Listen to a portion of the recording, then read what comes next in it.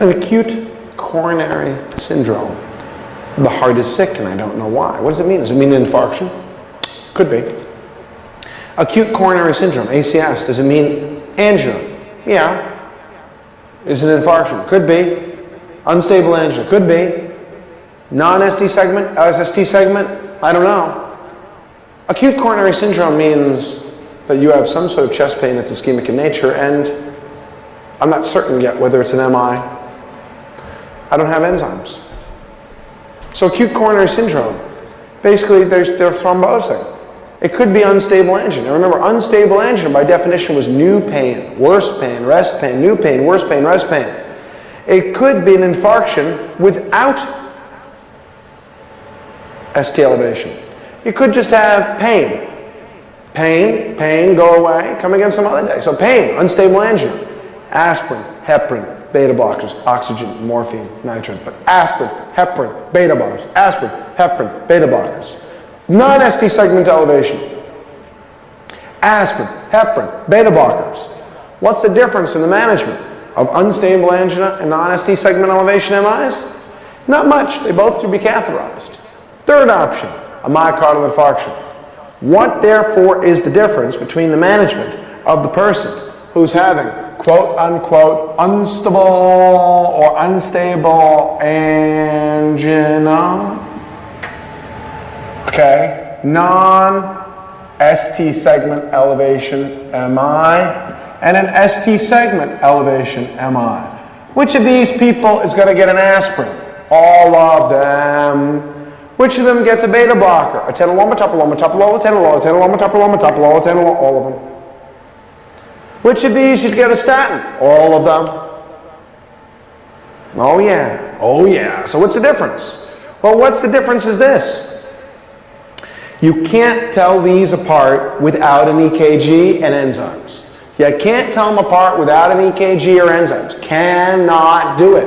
That's why we have the term acute coronary syndrome, because it means you have a person with ischemic disease and you can't tell them apart without an EKG and enzymes. Now, the only one of these that's different is stable angina, and stable angina is by definition a particular pattern of pain. It's a particular pattern of pain. And the particular pattern of pain has to do with whether it's been changing or not. Well, look at this location of pain. You see how it's substernal or in the back? Substernal. Not left-sided pain, not right-sided pain, substernal. Substernal pain is ischemic. Left-sided or right-sided pain is generally not ischemic in nature. Unstable angina, non-ST segment, non-ST segment elevation MI, non-ST segment elevation MI. How do you tell them apart without an EKG? You can't. As a matter of fact, they can both have the same EKG. Okay, as a matter of fact, you can't tell unstable angina. What's the difference between these two? What is the difference between these two? Has to do with CK-MBs or troponins. A CK-MB and troponin here is normal, and here it's elevated. How do you tell them apart? Now, it's elevated here too, but at least you can tell them apart with an EKG. You can tell them apart with an EKG. The symptoms, remember, ischemic pain comes first. Sore, squeezing, tight, 10, 15, 20 minutes. I get an EKG and markers. The markers are troponin and CK-MBs. Troponins and CK-MBs don't begin to go up for 4 to 6 hours. The markers are normal. Well, I got a story like an MI, but I'm not making enzymes. I got a story like an MI, but I'm not making enzymes. That's unstable angina. I got a story like an MI, but I'm not making enzymes. That's unstable angina. Now I got a story like an MI, but no ST elevation. Wow. Positive troponins. That's a non-ST segment elevation MI. That's the difference. That's the difference. Aspirin, beta blockers, heparin. Aspirin, heparin, beta blockers. What do? Aspirin, heparin, beta blockers. Now, you see this thing about unstable angina to non-ST segment elevation MI? People who have, by definition, you ready? Unstable angina, excuse me. New pain, worse pain, rest pain, A lot of these people go on to MIs later. New pain, worse pain, and rest pain. Now, you can't tell them apart based on physical. They might have an S4, you can't tell. Now, only half of patients have EKG changes, meaning that the ST or the T wave is not abnormal in an awful lot of people who have serious cardiac damage. Now, the worst thing about unstable angina, how do we know who's going to go over there? How do we know who's going to progress and get sicker? How do we know who needs to be catheterized? Catheterized. What's the biggest thing? The person has pain and the pain just won't go away. Pain, pain, go away. Come again another day, but it won't go away. Time to cath me, time to cath me, maybe angioplasty. Oh, I made positive markers. See that? The longer that pain persists, the more likely you are to progress. The worse the EKG, the more likely you are to progress. The lower the blood pressure, the more likely you are. It's like, oh my goodness, the big bad wolf. Oh, Grandma, what big troponins do you have? Oh, the better to infarct you, my dear.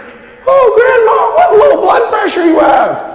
The better to kill you with septic shock, my dear. Oh, Grandma, I think you should put in your cardiac cath introducer. Can I shave your groin?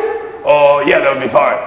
So therefore, how do you know who needs to go on to getting catheterized right now? And the answer is people who have pain that just won't go away.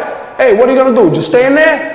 You gave me an aspirin, you gave me a beta blocker, you gave me heparin, you gave me aspirin, beta blocker, heparin, morphine, oxygen, nitrates, ACE inhibitors, statins, aspirin, beta blocker, heparin, morphine, oxygen, nitrates, beta blocker, statins. You gave me all that and I still got pain. I'm going to die here.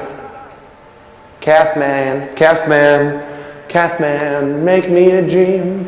Make me the best angioplasty I've seen. Put in a stent so the guy can pay the rent. Oh, cath me, yes, cath me. Oh, cath man, I'm hypotensive now. I'm gonna be buried under a plow if you don't cath me. Ah, yes. That's it. Shave me and cannulate me. Oh, and the worst. You see all these things? Prolonged chest pain, markers, EKG changes. These are all people who are very sick. Hypotensive. The worse you are, the more likely you are to need to be cath. Low ejection fraction. These are being repetitive here. So the worse you are. What happens if you had previous bypass? Well, this is a person who's going to get sick again. Remember, you see diabetes? The sicker the heart, the more likely you are to need to have an intervention. The same thing with chronic renal disease, because renal disease means you can't tell if it's a false positive troponin. Troponins accumulate in renal failure. People with renal failure have higher troponins than other people. What are you going to do about that unstable angina? You're going to do this. You're going to give everybody an aspirin. Everybody gets an aspirin. Everybody gets an aspirin. Everybody gets a beta blocker. Everybody gets a beta blocker, an aspirin, a nitrate, a morphine, and oxygen. But only ST elevation with TPA. Less than 12 hours of chest pain and ST segment elevation. Remember, ST elevation only. If you have non-ST elevation, no thrombolytics. No thrombolytics. Everybody gets aspirin. Remember, clopidogrel's main indication, I get stented, clopidogrel. I get angioplasty, clopidogrel. I can't tolerate aspirin, clopidogrel. I can't get tolerate aspirin, I get stented, I get angioplasty, clopidogrel. Clopidogrel. Now, antithrombin therapy is heparin. Heparin is the single biggest thing that you do in both of these. Heparin here, heparin here. And the reason that these both get heparin is that these are a coronary artery that's in the process of clotting. These are coronary arteries that are in the process of clotting, of closing off. Heparin prevents clots from forming. Heparin prevents clots from forming. Here, in an ST segment elevation MI, The clot has already formed. That's why we use thrombolytics to bust it all wide open. So heparin is to prevent the clots from forming. Glycoprotein 2B3A inhibitors. What's different and unique? Here, catheterized glycoprotein 2B3 inhibitors. These are extra platelet drugs. Eptifibatide, abscissumab, tirofiban. Eptifibatide, abscissumab, tirofiban. They're extra platelet drugs. When are they indicated? Non-ST segment elevation MI, worse unstable angina, gonna get cath, gonna get angioplasty. How do I keep you from restenozing? Glycoprotein 2B3A inhibitors in the worst people. Remember, beta blockers are for everybody. Beta blockers are for everybody. But thrombolytics are not. Thrombolytics is not in a person unless they have an ST segment elevation MI. Well, let's see what else is different is nitroglycerin for everybody. So beta blockers and nitrates. But you notice I didn't put nitrates on top. Why didn't I put nitrates on top? Why are nitrates down here? Morphine down here? Oxygen down here? Because morphine, oxygen, nitrates don't lower mortality. Aspirin lowers mortality in all.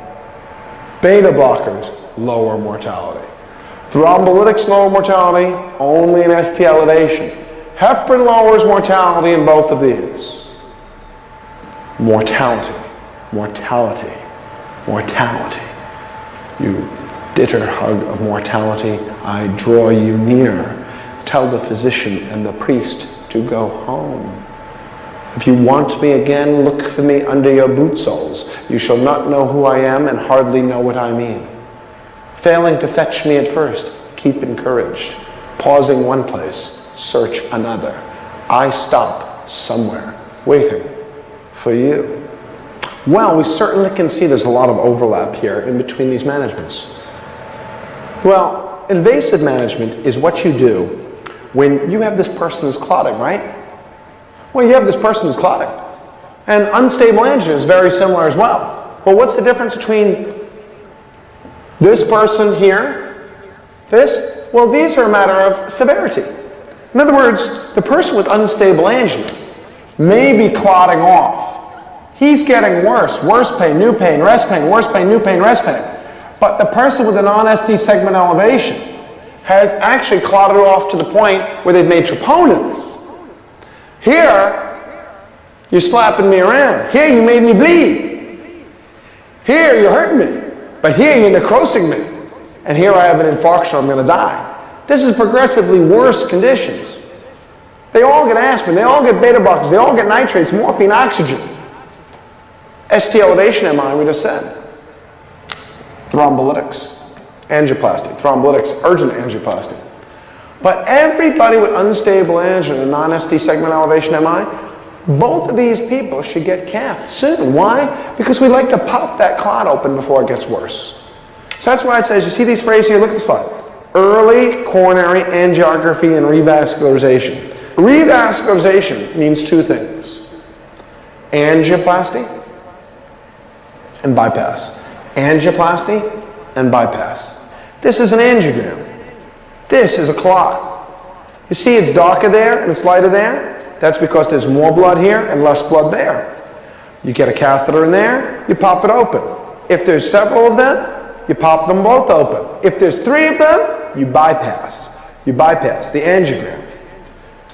Now, we used to say this term Q wave and non-Q wave. We don't use that anymore because I can't tell if you're going to form a Q wave until 2 days from now. Everything in ischemic heart disease has got to be earlier than that. We can't wait for the Q wave in a day, 2 days, 3 days, 5 days. I got to know now, man. Because I got to go pop you open with a catheter before you develop a Q wave. I'm not going to wait for you to get a Q wave. So the symptoms, wow, look at that. Substernal chest pain, pressure. Do you know that the symptoms of this one is the same as the symptoms of these two? That's what the slide says. It says, the slide says that the symptoms are the same as everybody else. You see this line? This is a $5 way of saying, oh, it has the same symptoms. Another way of saying this slide, in the Conrad Fisher way, you could take that whole slide and translate it out to can't tell the difference based on symptoms. The diagnosis. If you don't say EKG, you get sucked out of the test room and shot out on the street. I'm over there with a mouse in my hand. How'd I get here? Because the patient has chest pain. You didn't say they said EKG, man. The symptoms, but the symptoms can't distinguish. The EKG. Remember, these cannot be distinguished without an EKG. Elevation of 1 millimeter. Now here's where we start to refine it. We start to refine it and we say ST elevation. Well, how much ST elevation? 1 millimeter. 2 leads. 1 lead of anything is irrelevant. 1 lead of anything is irrelevant. It also means that you don't need the markers. You don't need troponins and CKMBs to tell you that it's an ST elevation MI. The indications for thrombolytics are not troponins and CKMBs. I can't wait for them. Thrombolytics are good for how long post-chest pain? 12 hours. If the troponins are not going to elevate for 6 or 8, it's too long. It's too long. The other thing is the mortality benefit with these drugs in the first 2 hours, 50%. Your diagnosis is based on EKG, not enzymes. Well, let's hear some rough correlation here. Inferior wall is 2, 3 in AVF.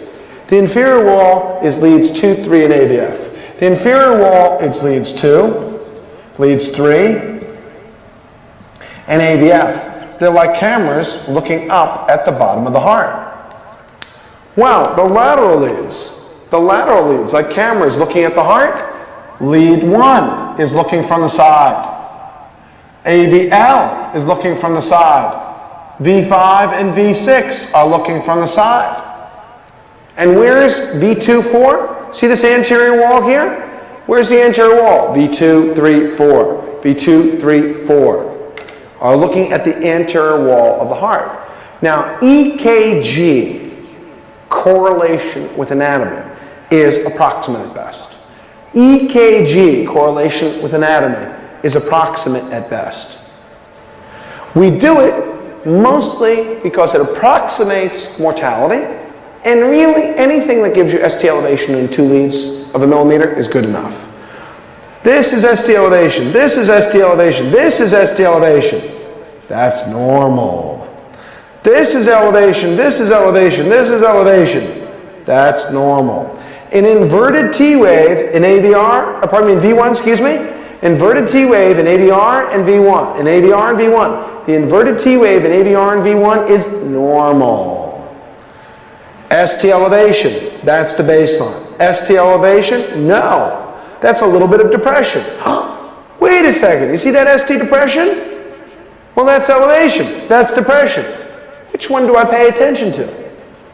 The worst thing, ST elevation. You pay attention to the ST elevation the most. Why? Well, it's like this. You go outside. You go to the parking lot. You're very upset. Someone has scratched your car with their keys. You're getting very angry until you notice someone has removed the motor. And that's what this is about. ST segment depression is ischemia, but ST segment elevation is an infarction. Which one do you pay attention to? The worst thing. You pay attention to the worst thing. That's bad too. Oh my goodness, look at all this evil. I'm surrounded with evil. Elevation, elevation, elevation. Now, what are we going to do? In the beginning, what happens is you get ST segment elevation. And then what happens is that eventually you get Q waves and T wave inversion. So that means it starts with ST elevation and progresses to Q waves and T wave inversion. However, all we really need is this one. You see that? ST elevation, because that's telling us thrombolytics yes, thrombolytics no. What do we do differently based on the presence of Q waves? And the answer is nothing. What do we do differently based on the presence of Q waves? Nothing. Oh, there's the blockage, there's the plaque. Oh, there There's the blockage, there's the plaque. Time for an aspirin, time for thrombolytics, time for clopidogrel, morphine, oxygen nitrates. ST elevation MI. You put them on a monitor. Well, what is the most common cause of death acutely for an ST segment elevation MI? What's the most likely cause of death? And the answer is arrhythmias. The most common cause of death in acute myocardial infarction is an arrhythmia. Ventricular arrhythmia in the first 72 hours. We put them on a monitor. Why? Because the most common cause of death is 72 hours. Should we use prophylactic lidocaine for those arrhythmias? And the answer is no. No prophylactic lidocaine. A monitor and a defibrillator nearby is all we need. Now you see this? Oxygen, aspirin, beta blockers, and IV, but the single best one is aspirin because it lowers mortality the most. So oxygen, beta blockers, nitrates should be given, but oxygen does not lower mortality. Nitroglycerin and morphine don't lower mortality. Within 12 hours, we should be either doing thrombolytics or angioplasty. Now, which has greater efficacy? Which has a greater effect on mortality? Angioplasty or thrombolytics? What has a greater effect upon mortality?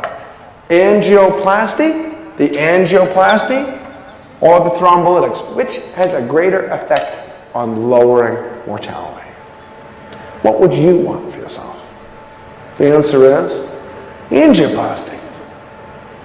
You know, where I work down in Brooklyn, on one side is the largest city hospital in the state of New York, Kings County Hospital. On the other side is Downstate Medical Center, a large state hospital. Downstate does angioplasty. The other side, Kings County, doesn't do angioplasty. They're right across the street from each other. If I was having a myocardial infarction and I was driving into the hospital, I would start shaving my own groin and placing my own introducer and giving telephone consent in order to get myself the angioplasty if I was walking down the street. Why? Because the efficacy is greater. Now, what if the question says no catheterization facilities? Thrombolytics. What if the question says contraindication? Big bleeding, big bleeding. I've had recent surgery. Can't do it, can't do it, can't do it. Angioplasty. I'm had melon, I can't do it. Angioplasty. I got a blood pressure, greater than 180 over 110, greater than 180 over 110. Oh, can't do it. Angioplasty, angioplasty, very high blood pressure, recent surgery, big bleeding, angioplasty. Wow, choice between them. What's the choice? Angioplasty is best. Intervention is best.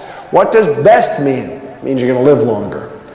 Now, between the time you say, hi, I have chest pain, and I'm at the door, and getting the angioplasty, that should be within 90 minutes of coming in the door. Within 90 minutes of coming in the door, I should be getting my angioplasty. Now, it still could be that you've had chest pain for 5 hours, 6 hours, 7 hours, but by the time you come in the door, you should get that balloon in your heart within 90 minutes. Thrombolytics, you might have chest pain for 4 hours, but by the time you come in the door, I should be giving you thrombolytics in 30 minutes. It's like a restaurant, man. They only say, how long has it been since you got here? They don't say, we're serving the person who's been hungriest the longest. When you can't do angioplasty, then the question comes down to this. A patient comes to a hospital without coronary catheterization facilities. Do you give thrombolytics now, or do you wait for angioplasty at the other hospital? And the answer is thrombolytics now. If you're starving, bad food now is better than great food in 2 days. So therefore, the person's ventricle is being strangled. Don't worry, we can transfer you for angioplasty in about 3 hours. Thrombolytics now. Stop the strangulation. Thrombolytics now. Stop the strangulation. The sickest heart anterior infarction needs the angioplasty the most. Now, streptokinase and alteplase are two different types of thrombolytics. Reteplase, these are just different thrombolytics. You are highly unlikely that you'll be asked much about the difference between streptokinase, redoplase, alteplase, tenecteplase.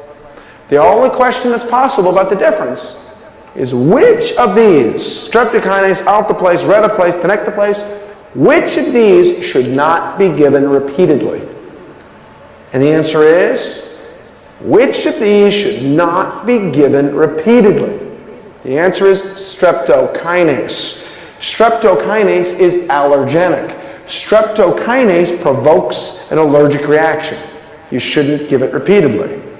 Now, being asked the difference between thrombolytics, that is the only question.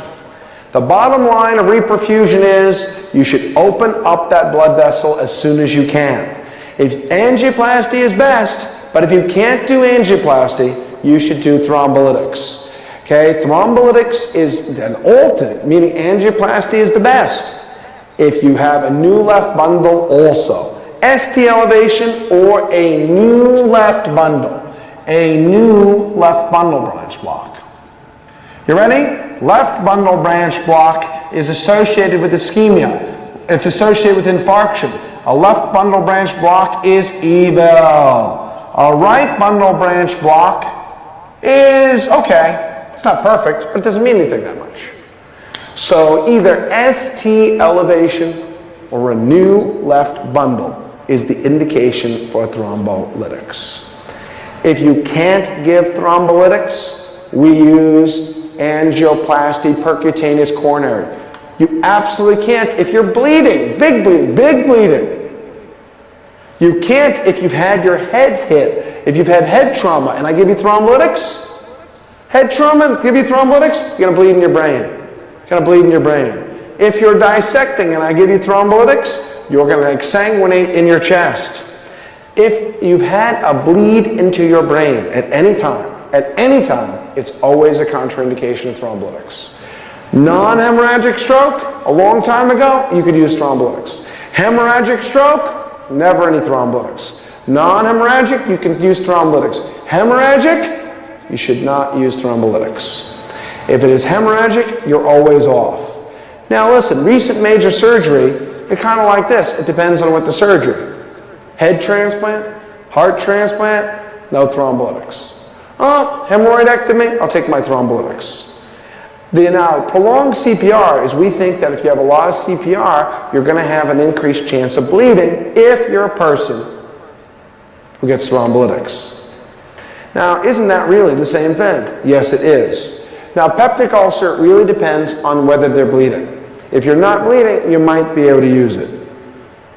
Poorly controlled hypertension means a blood pressure that is above 180 over 100. 180 over 100. So what happens when you have a stable patient? No change in pattern, no change in perfusion needed. Elective catheterization.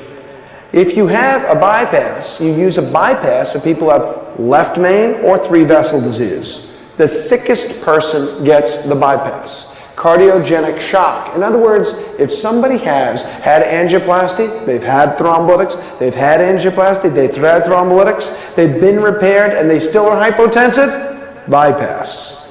Ooh, bypass in progress. Ooh, look at that. Don't do this to me, okay? I don't really want that. You see that? That's one side of his rib cage, and that's the other side of his rib cage. See, this part and this part, they're supposed to be touching. That's a rib spreader. Oh, that's not nice. Ooh, that's teasing. It's like bad dental work. Is there a person under there? I hope not. Oh my God, that looks painful. Antiplatelet. Aspirin is first. And if they say, what do you do first? Aspirin or thrombolytics? Aspirin is first. Why?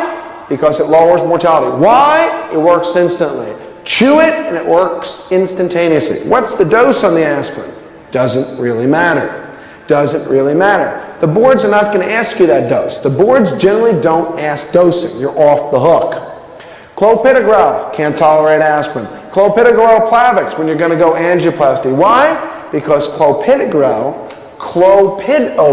or Plavix,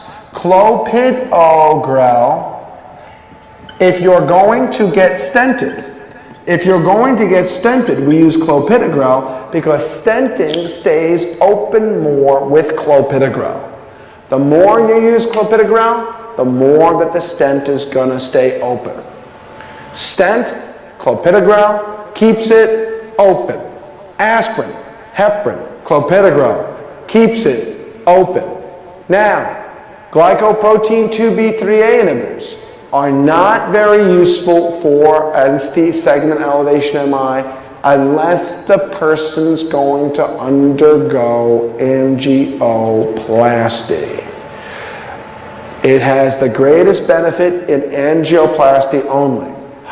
Oh, doctor, I've had aspirin, I've had beta blockers, morphine, oxygen, nitrates, I've gotten thrombolytics, I still stayed sick, I still had persistent pain and hypotensive and shock, I got angioplasty, I got clopidogrel, I got stented, I got glycoprotein 2B3 inhibitors, I still have pain, I am swimming around the drain, I am looking for transfer to the eternal care unit. What you gonna do? Emergency bypass. Bypass, when you've tried everything, you've had persistent pain, you failed angioplasty, you didn't get better, emergency bypass. Now, see the stress testing?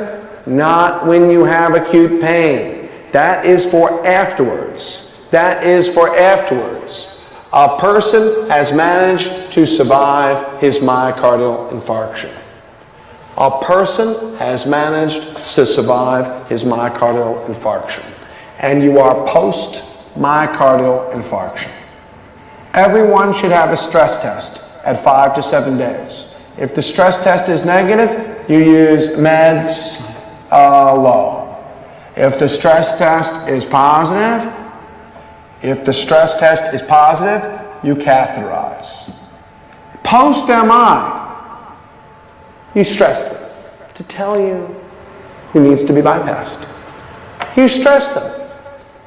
I'm sorry your inferior wall is dead, but it's dead and the rest of your heart's okay. No point in catheterizing you.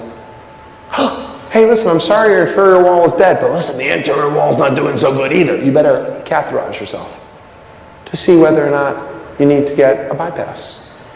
You do stress testing post-MI in order to tell who needs to be bypassed. And you do a maximal stress test weeks later. What's the difference between sub-maximal and maximal? What's the difference between sub-max and max? Sub-maximal means a lower heart rate. Maximal means 85%. Sub-max, 70% of maximum. Maximal, 85% of maximum. And it basically tells who he had, oh, you see that reversible? Reversible ischemia means at exercise, decreased perfusion. At rest, normal perfusion. That's the person to bypass. Now you do all these tests to see who needs to be catheterized. That's what they're for. Everybody goes home. What do they go home on? The guy's ready to go home. The guy's ready to go home, and he goes home. He goes home on an aspirin. Yes, he does. Lowers mortality, lowers mortality. Clopidogrel if you can't tolerate aspirin. Clopidogrel if you're going to have angioplasty, can't tolerate aspirin. Atenolol, metoprolol, metoprolol, atenolol, atenolol, metoprolol, metoprolol, atenolol, atenolol, metoprolol, metoprolol, atenolol. ACE inhibitors. You give everybody an ACE inhibitor and you stop it at 6 weeks if the ejection fraction is normal. You give everybody an ACE inhibitor and you stop it at 6 weeks if the ejection fraction is normal. Statins, you give it to everybody and you can stop it if the LDL was really low. But you start it on everybody. Nitrates are good too, and they are to decrease pain symptoms. This is an important question here because there's a question coming up in this, okay? And the question is this: what are you going to do? Oh, look at that, nice mnemonic. Aspirin, beta blockers, cholesterol drugs, diet and diabetes, education. Look at that, A, B, C, D, E. Wow, aspirin, beta blockers, cholesterol, diet, education. How nice. Now, after the patient has their myocardial infarction, after they've received their initial therapy, after they have suffered through everything in the ICU, they're ready to go home. They've had their stress test. They're ready to go home. They're going home with their meds. And the patient's wife comes to you and says, "Doctor, is my husband going to be able to have sex with me?" The question is, how long do you have to wait post-myocardial infarction to be able to have sex? And the answer is, no waiting. Why? Because the amount of myocardial oxygen consumption during sexual activity is much less than a stress test. Next point, The guy develops erectile dysfunction post-myocardial infarction. What is the most common cause of that erectile dysfunction? The answer is not the beta blockers, psychological. Psych. The first thing is anxiety. Anxiety is more common than beta blockers as a cause of your ED. Next thing, the guy's got erectile dysfunction and he's going to go on Viagra, sildenafil, Viagra, sildenafil. What medication must you stop? What medication must you stop? And the answer is nitrates. No nitrates with Viagra. No nitrates with Viagra. In combination, they cause hypotension. In combination, they cause hypotension. You ready? No waiting for sex post-MI. What are you staying alive for? Next thing is that psychiatric disturbance, anxiety, I'm gonna die, doc, is what keeps you away from having sexual activity, not the beta blockers. Third is no nitrates in Viagra. Other complications of acute coronary syndromes, ACS. Well, how is the most common cause of death post-myocardial infarction? The answer is ventricular arrhythmias. Ventricular arrhythmias. Now, bradycardia may occur, but bradycardia is not the most common cause of death. Bradycardia, if there's no symptoms, there's no treatment.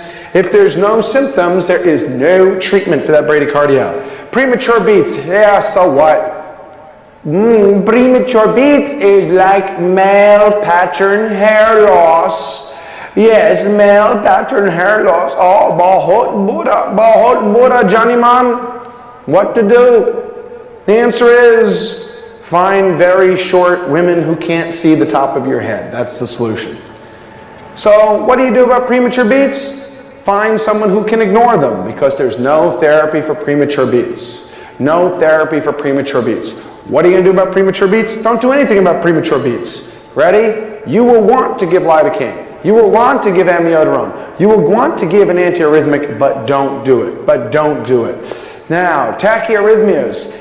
Remember, ventricular arrhythmias kill you. Supraventricular arrhythmias annoy you. Okay? So therefore, it is like people in your own family. SVT may annoy you, but they don't kill you.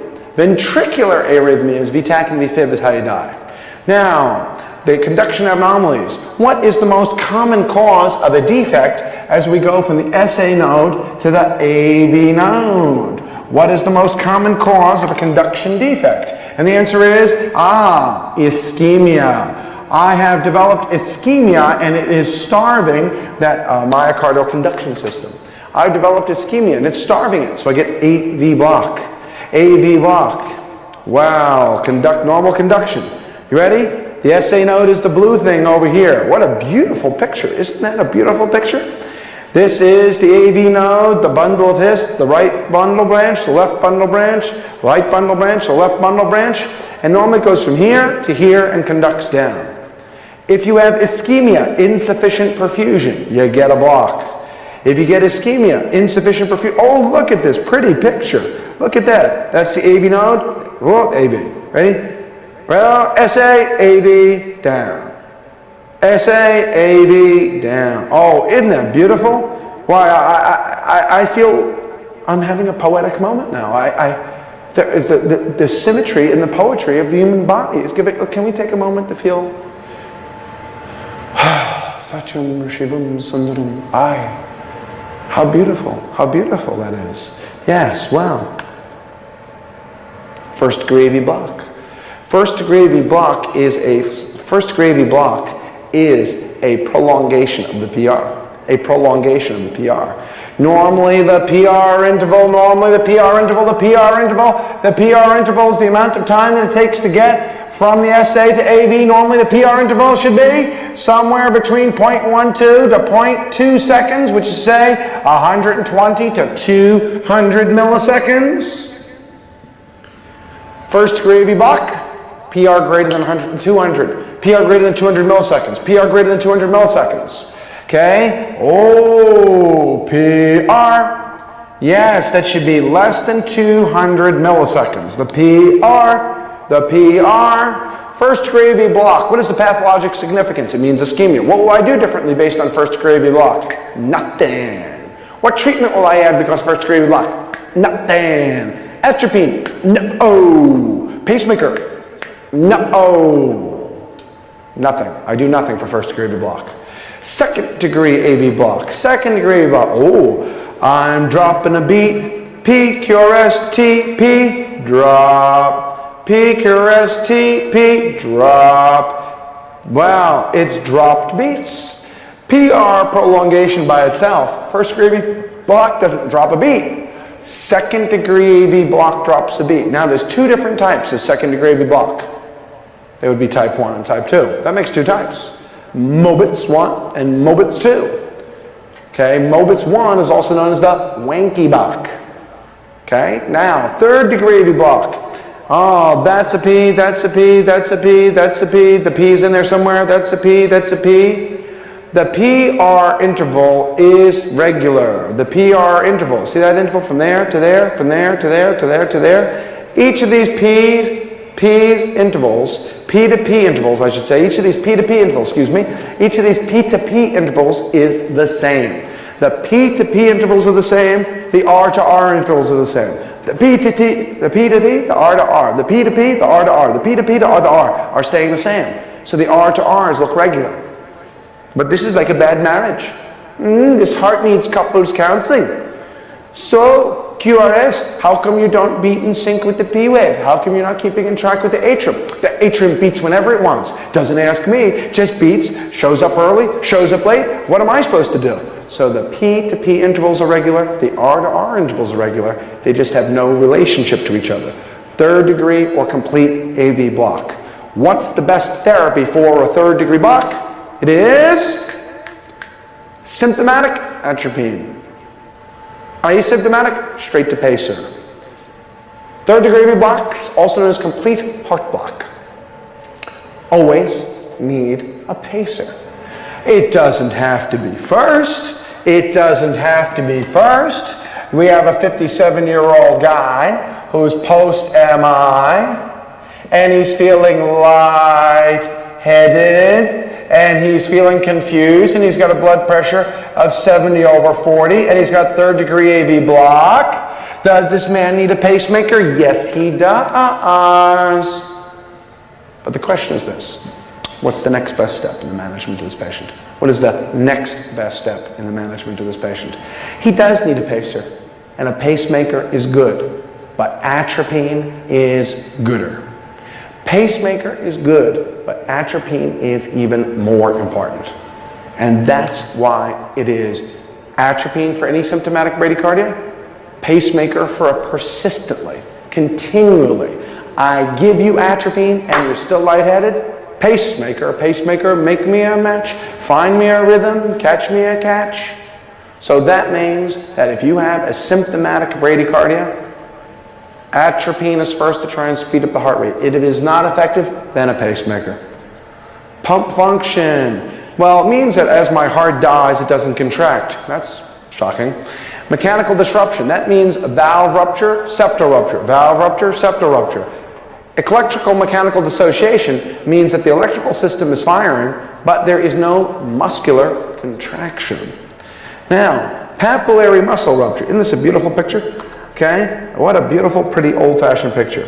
So this is basically showing, wow. You know why that picture is in there? Because I think it's pretty. And that's the main reason it's there. Okay, papillary muscle. See, that's the papillary muscle. These are the chordae tendineae holding on to the valve. Papillary muscle with the cords holding on to the valve. When you're walking with a float in the Macy's Thanksgiving Day Parade, how is it that the floats don't float away? Because lots of people are on the ground holding the cords that hold the balloon. Well, the person holding the cord is the papillary muscle. The purple holding the cord to the balloon is the chordae tendineae. And every once in a while, my whole childhood, for instance, was spent watching the Thanksgiving Day Parade, hoping that one of them would rupture, and we could have a flyaway balloon. And that's a flail leaflet. If I infarct the papillary muscle, the chordae floats away. And the chordae floats away, and so does the balloon. Flail leaflet, flail leaflet, flail leaflet. Well, how am I going to tell the difference between the rupture of this papillary muscle and chordae tendineae and, for instance, the rupture of the septum? How will I tell the difference in someone between the rupture of a chordae tendineae and the rupture of a septum? In other words, valve rupture causes shortness of breath, hypotension, tachycardia. Septal rupture causes shortness of breath, hypotension, tachycardia. They both cause rouse, they both cause shortness of breath. How are you going to tell them apart? They both cause a murmur? And the answer is that you will be able to tell them apart based on the fact that septal rupture has an increase in saturation as you go from the right atrium to the right ventricle. It's a step up in O2 saturation. How do I tell before I get the echo, which is the most accurate test? A step up in O2 saturation. A step up in O2 saturation. Okay? It's a step up in O2 saturation. Okay? The step up in O2 saturation is how you'll be able to tell. Because unless you put your lungs at the level of the tricuspid valve, why is it that the oxygen saturation is going up between the right atrium and the right ventricle? Because it's mixing in. Mixing in. These sound very similar. Murmur, rouse, hypotension, confusion. How are you going to tell them apart? Step up in O2 saturation. Well, the complications of ischemia, the specific name of the inflammation of the heart causing pericarditis after a myocardial infarction is Dressler syndrome. For a reason that nobody knows. When the heart dies, it releases antigens that provoke an antibody response against the pericardium. Why is that? It's just the way it is. Por eso sí que es, man. Por eso sí que es. It is what it is. Why? I don't know. Figure it out, go to Stockholm, get a Nobel Prize. The person is put on non-steroidals and aspirin, they still have pain. The answer is steroids. Well, the problem with the heart is that even if the heart doesn't die, but it just gets an out-pocketing, because it's weak, kind of like the weak side of a bicycle inner tube, what happens in that weak out-pocketing is that you can develop a clot in it. Mural, the word mural, what would you call a painting on a wall? Would that be a mural? Mural is a $5 word for wall. Mural thrombi, wall thrombi. Where is it? It's in the wall. Heparin, coumadin, heparin, coumadin. Now, sudden cardiac death. Now, this is going to be a toughie. Ready? You're going to get it wrong, but let's get it wrong right away. 70-year-old guy, let's kill off another guy, has a myocardial infarction. He develops VFib, VTAC on the first hospital day, and he is shocked back into sinus. What is the best long-term therapy for this man's arrhythmia? What is the best long-term therapy for this man's arrhythmia? What is the best long-term therapy for this man's arrhythmia? And the answer is beta blockers. Not amiodarone, not procainamide, not lidocaine. Ready? And not an implantable defibrillator. The implantable defibrillator is for people who were doing nothing and they got an arrhythmia anyway. That's who the implantable defibrillator is for. Yo, doc, I was minding my own business, wasn't doing anything, and all of a sudden I felt like I died. Why? Because you died. VTAC, VFib, unprovoked, implantable defibrillator. Ischemia, fix the ischemia. Cocaine, contusion, fix the cocaine and the contusion. The management of this arrhythmia is to fix the ischemia, not put in an implantable defibrillator. Ooh, inferior wall MIs. Inferior wall MIs, 40 to 50% are associated with a right ventricular MI, which results in hypotension. What do you do? Well, normally the best initial test is right ventricular leads. Normally leads go like this, V1, 2, 3, 4, 5, 6, across. You flip them across to the right side of the chest. Best initial test, right ventricular leads. Therapy for right ventricular infarction? Water them. Water them. Water, water everywhere, and not a drop to drink. So the answer is water them. Bring up the pressure. Now, the two most common fatal complications of MI are VTAC and VFib, and here's what they look like. Now what you'll see here is a wide complex tachycardia. Wide means a QRS greater than 120 seconds, 100 milliseconds I should say, that's 2 minutes, 120 seconds, that's long.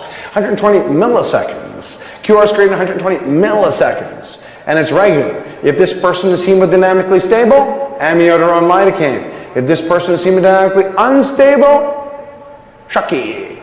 VFib always gets shocked because there's no such thing as stable ventricular fibrillation, because you're dead.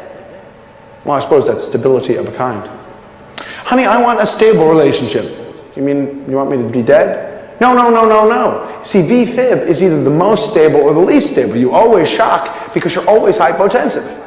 VFib, always shocked. VTAC, stable. Lidocaine, amiodarone, procainamide. Unstable, shocked. What do we mean by unstable? Chest pain, not perfusing the coroners. Shortness of breath, not getting the blood out of the lungs.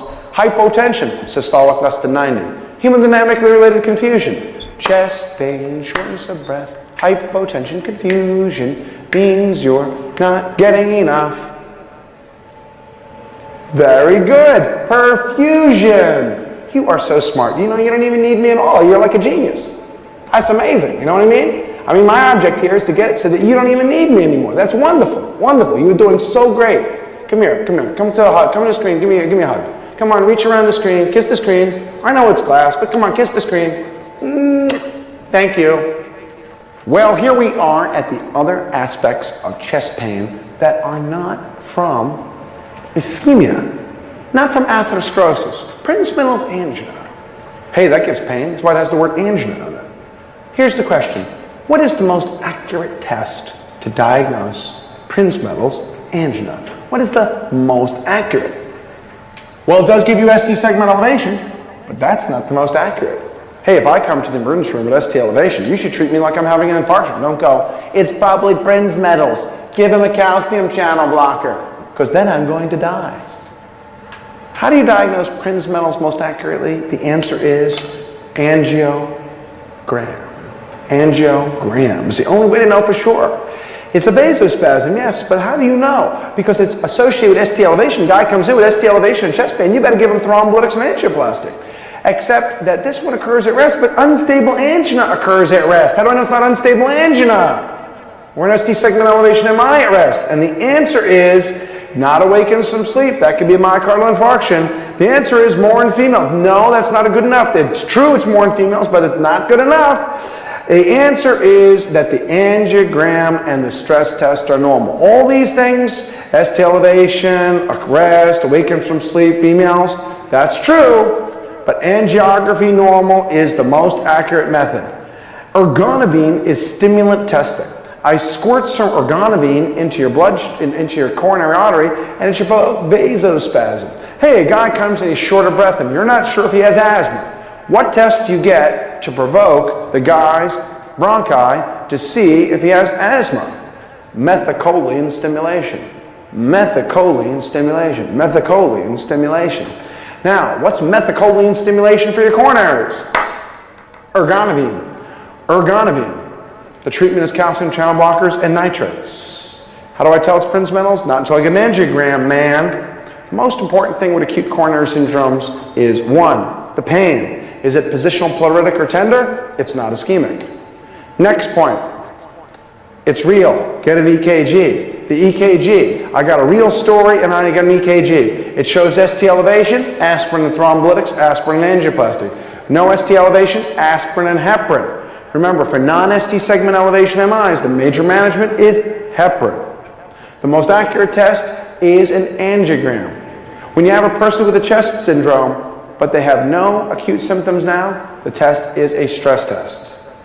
Now, acute coronary syndromes are the single number one most common cause of death in the United States. More than number 3 through 10 combined.